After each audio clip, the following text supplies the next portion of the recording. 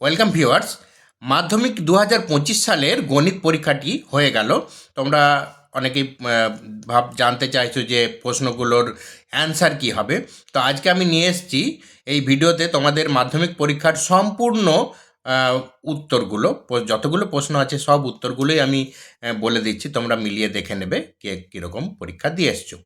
তো দেখো, একের দাগের একেরটা আচ্ছা, প্রথমেই বলে রাখি যে এই বছরেই লক্ষ্য করা গেছে যে বিভিন্ন ডিস্ট্রিক্টে বিভিন্ন রকমের সেটের কোশ্চেন গেছে।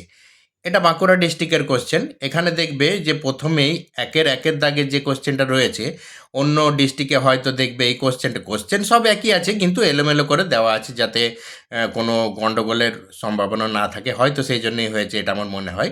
তো যাই হোক, তোমরা দাগ নম্বর না দেখে আমি প্রশ্নগুলো দেখিয়ে দিচ্ছি, প্রশ্নগুলো দেখে উত্তরগুলো মিলিয়ে নিও। তো একের দাগের একেরটাই দেখো, যেটা A:2 = B:5, এ বি এর কত পার্সেন্ট এটা বলা আছে, এটা 40% হবে। তারপরে দুইয়ের দাগেরটাই দেখো, যেটা sec θ1 আর tan θ, এখানে θ ≠ 90, মানে এই অ্যাঙ্গেলগুলোর কথা বলা হয়েছে।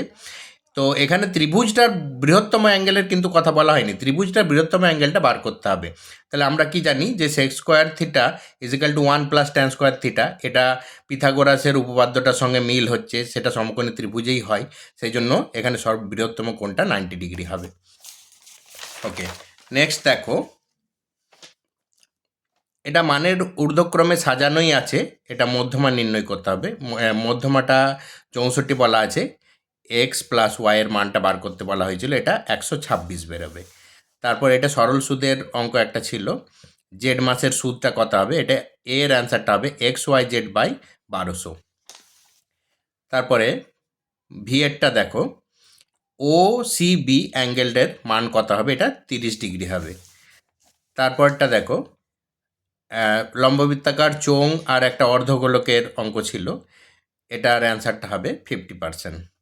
এরপরে দেখবে দুইয়ের দাগের শূন্যস্থান পূরণগুলো, এগুলোও কোশ্চেন এগুলোই আছে, অন্য ডিস্ট্রিক্টের সঙ্গে মিল পাবে, কিন্তু অর্ডারটা এলোমেলো আছে। যাই হোক, এই কোশ্চেন অনুসারে দেখো, একের দাগের প্রশ্নটা তোমরা সবাই দেখবে, প্রশ্ন দেখে উত্তর মেলাবে। এটা x² + y² মান হবে 38/169, এটা একটু অড লাগছে, কিন্তু এটাই অ্যান্সার হবে। তারপরে দুইয়ের দাগের sin² θ + 2x cos² θ = 1 হলে এখানে 2x এর মানটা কত হবে, এটা 1/2 হবে x এর মানটা। আর এটার উত্তরটা হবে p + q × x - py/q। তারপরে ওই যেটা তিনজন পার্টনারশিপ বিজনেসের অঙ্কটা ছিল, আমন, পিন্টু আর ডেভিডের মূলধনের অনুপাতটা কত, এটা হবে 2:3:5। আর দুটো বৃত্ত পরস্পরকে স্পর্শ করলে যদি তিনটে সাধারণ স্পর্শক হয়, এটা অনেকের কনফিউশন আছে, অনেকে স্পর্শক লিখে দিয়েছে, শুধু স্পর্শক লিখলে কিন্তু হবে না। এখানে ব্যাপারটা হচ্ছে কীরকম, বৃত্ত এইরকমভাবে বহিঃস্পর্শ যদি করে, তাহলে এখানে একটা সরল সাধারণ স্পর্শক, এখানে একটা সাধারণ স্পর্শক পাবে, আর এখানে একটা সাধারণ স্পর্শক পাবে। এখানে তিনটে স্পর্শকের সাধারণ স্পর্শকের কথা বলা হয়েছে, ওই জন্য এটা বহিঃস্পর্শ এখানে লিখতে হবে, বহিঃস্পর্শ করবে। আরেকভাবেও স্পর্শ করে, সেটা হচ্ছে অন্তঃস্পর্শ। আমি জানবার জন্য বলে দিচ্ছি, এই বৃত্তের ভেতরে একটা বৃত্ত যদি থাকে, এখানে কিন্তু একটাই হবে, ঠিক আছে? তাহলে এখানে কারেক্ট অ্যান্সার হবে বহিঃস্পর্শ করবে। আর লাস্টেরটা উত্তর হবে 1/3 π/r3। নেক্সট দেখো, সত্য মিথ্যাগুলো, এগুলো অর্ডারের হেরফের দেখতে পাবে। যাই হোক, এখানে তোমরা প্রশ্নগুলো বারবার বলছি, মিলিয়ে উত্তরগুলো মেলাবে। যেটা দ্বিঘাত সমীকরণের অঙ্ক ছিল, এটা প্রথমেরটা মিথ্যা হবে। তারপরে sin θ sin² θ, এটাও মিথ্যা হবে। আর এখানটায় দেখো, এটা নিয়ে অনেকের ডাউট থাকতে পারে, কারণ দেখবে তোমাদের বইয়ের শেষ দিকে একদম তলায় একটা বক্সের মধ্যে দেওয়া আছে এই সূত্রটা, কিন্তু ওখানে লেখা আছে মূল্যায়ন অন্তর্ভুক্ত নয়। তো যাই হোক, তবু দিয়েছে, এটা হয়তো বোর্ড থেকে নির্দেশ এসেই যাবে যে সবাই নাম্বার পেয়ে যাবে দাগ নম্বর দিলেই। তো এটা ভুল, তবু ভুল, এটা এই কারণে ভুল, এখানটায় 3 হতো, মানে ফর্মুলাটা হবে সংখ্যাগুরু মান সমান 3 গণিত মধ্যমা - 2 গণিত যৌগিক গড়। এখানে সংখ্যাগুলো হেরফের আছে, সেই জন্য এটা মিথ্যা। আচ্ছা, তারপরেরটাও মিথ্যা হবে, এটা 1:1 আসবে, x:y দেওয়া আছে, এটা মিথ্যা। তারপরটা সত্য হবে, তারপরেরটা লাস্টেরটাও মিথ্যা আসবে। এটা 1-3 আসবে, কিন্তু এটা 3 বেরিয়েছে। ওকে, এই জন্য মিথ্যা। এখানে সবকটাই মিথ্যা আসছে, শুধু একমাত্র এইটাই সত্য। আচ্ছা, নেক্সট দেখো 2-এর দাগেরগুলো। প্রথমেরটা 16/3 উত্তর আসবে। তারপরেরটা দেখো, ও কেন্দ্রবৃত্তের বহিস্থ বিন্দু থেকে যে দুটো স্পর্শক টানা আছে সেই অঙ্কটাই 50 ডিগ্রি বেরোবে। তারপরেরটা আয়তক্ষেত্রের অভ্যন্তরে একটা বিন্দু যদি থাকে তাহলে তার উত্তরটা হবে ওসির দৈর্ঘ্যটা 5√3। আর sine theta plus 30 equal to cos 15 degree, এইখানে কস 2 থিটার মান বার করতে বলা হয়েছিল, এটা 0 বেরোবে। আর এটা cos to the power 4 theta minus sine to the power 4 theta equal to 2/3 হলে 1 - 2 সাইন স্কোয়ার থিটা, এর মানটা কত হবে? এটা 2/3ই হবে। আর তারপর লাস্টেরটা দেখো, এইটা একটু ঘুরিয়ে দিয়েছে যদিও, এটার অ্যান্সারটা এ মানে 7 হবে।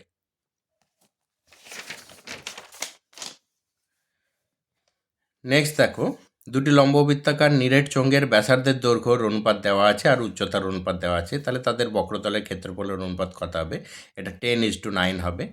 তারপরে দেখো, 2n+1 সংখ্যক স্বাভাবিক সংখ্যার মধ্যমা দেওয়া আছে n+103 হলে n এর মানটা কত হবে? এটা 50 হবে। তারপরে দেখো, একটা বার্ষিক সরল সুদের অঙ্ক ছিল, এখানে মূলধনটা জানতে চাওয়া হয়েছে, এটা 25,000 হবে। তারপরে কোনো ব্যবসায় এ ও বি এর মূলধনের অনুপাতটা দেওয়া আছে, 5% দান করার পর বি এর লাভটা বলা আছে, তাহলে এখানে মোট লাভ কত হবে? এখানে 2100 টাকা হবে। আর এই অঙ্কটা ওই ইয়ের ছিল, অনুপাত সমানুপাতের, সেখান থেকে এই অঙ্কটা আছে, এটা 50-এর 11 অ্যান্সার বেরোবে। আর এটা ভেদের অঙ্ক ছিল, এটা 4:1 অ্যান্সার হবে। ওকে, এরপর দেখো, এখানে পাটিগণিতের অঙ্ক চলে এসেছি। পাটিগণিতের অঙ্কই প্রথমেরটা সহজেই ছিল। তো এখানে সমরের 18,000 টাকা আর মহিম 14,000 টাকা, এটা অ্যান্সার হবে। আর 2-এর অঙ্কটায় দেখো, এখানটা নিয়ে একটা বিতর্ক আসতে পারে, এখানেও বলে রাখি। তোমাদের সিলেবাসে দেখবে বইয়ের মধ্যেই একটা জায়গায় লেখা আছে যে টাইমটা, চক্রবৃদ্ধি সুদের ক্ষেত্রে টাইমটা 3 বছর সর্বোচ্চ তোমাদের সিলেবাসে আছে, কিন্তু এই অঙ্কটাতে টাইমটা 5 বছর বলা আছে। যদিও এটা ক্যালকুলেশনের সময় এটা 5 বছর আর 3 বছর whole to the power 5 whole to the power 3 ওটা কেটে গিয়ে হোল স্কোয়ার এসেই যাচ্ছে, অঙ্কটা সহজই হচ্ছে। কিন্তু এখানে যেহেতু 5 বছর বলা আছে টাইমটা, সমূল চক্রবৃদ্ধির 5 বছর তোমাদের সিলেবাসে নেই, সেই জন্য এই অঙ্কটায় আশা করি বোর্ড থেকে নির্দেশ দেবে যে দাগ নম্বর দিলেই হয়তো 5 নম্বর দেওয়া হবে। তো যাই হোক, যারা করেছো তারা উত্তরটা মিলিয়ে দেখবে, এটার উত্তর আসবে 11,466 আর 10,400, প্রথম অংশ দ্বিতীয় অংশ। তারপরে 6-এর দাগের 1-এরটা দেখো, 16কে দুটো অংশে বিভক্ত করতে বলেছিল, অংশ দুটো কি কি? একটা হবে 6, একটা 10। আর এই সমাধানটা খুবই পরিচিত, দ্বিঘাত সমীকরণ 1.2 চ্যাপ্টারেই আছে, দেখবে x সমান 9 আর x সমান -9 বেরোবে। নেক্সট চলে আসছি 7-এর দাগের, এটা একটা ভেদের প্রমাণের অঙ্ক ছিল, প্রমাণটা খুব সহজেই হবে, যোগভাগ প্রক্রিয়া অ্যাপ্লাই করলেই প্রমাণটা চলে আসবে, এটা তোমরা বাড়িতে করবে। আর এই অঙ্কটাই দেখো, এর অ্যান্সারটা আসবে 2। এটা বইয়ের মধ্যেই আছে কিন্তু একটু ঘুরিয়ে দিয়েছে। এখানটা 20টাকে যদি 4x5 ভাঙো, 4টা রুটের বাইরে বেরোলে কত হবে? 2√5। তাহলে এখান থেকে 2√5টা এক্সের তলায় এনে যোগভাগ প্রক্রিয়া করলে এই রাশিটার মানটা পাবে। আবার এখানটা দেখো, 4x3 12কে যদি ভাঙো, 4টাকে বাইরে বের করলে 2√3 হবে। তাহলে এখান থেকে 2√3 এর তলায় এনে আবার যোগভাগ করলে এই রাশিটার মানটা পাওয়া যাবে। সেই দুটো রাশিকে যোগ করলেই দেখবে 2 অ্যান্সারটা চলে আসবে। এটা বইয়ে তোমাদের আছে, একটা উদাহরণে করে দেওয়া আছে, একটা অনুশীলনীতে আছে, কিন্তু জাস্ট এখানে সংখ্যাটা পাল্টানো আছে, টেকনিকটা একই আছে। তারপরে দেখো 8-এর দাগের, এটা অভেদের প্রমাণ ছিল একটা। আর এই অঙ্কটা হুবহু বইয়ের অনুশীলনীর মধ্যেই আছে, দেখবে 4a/a² + 4 এর অ্যান্সারটা হবে। এরপর নেক্সট দেখো, উপপাদ্যতে চলে আসছি। দীর্ঘদিন পর এই দুটো উপপাদ্য এসেছে, মানে বহুদিন বলা যেতে পারে মাধ্যমিকে এই দুটো উপপাদ্য পড়েনি। হ্যাঁ, তো যাই হোক, এই উপপাদ্যগুলো খুব সহজ এবং ইম্পর্টেন্ট উপপাদ্য ছিল এবারের জন্য।